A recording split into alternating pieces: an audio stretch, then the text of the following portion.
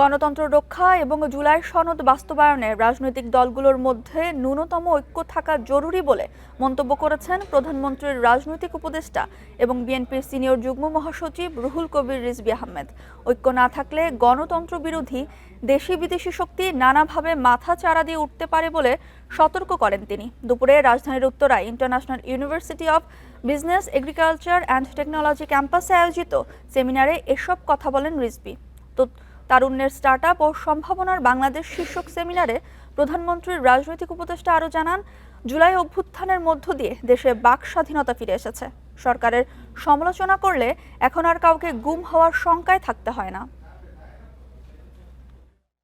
ভোগান্তি ভুলে চলে আসুন রিগালে। ওয়ারেন্টি সহ স্টাইলিশ কালেকশন নিয়ে রেডি রিগাল ফার্নিচার।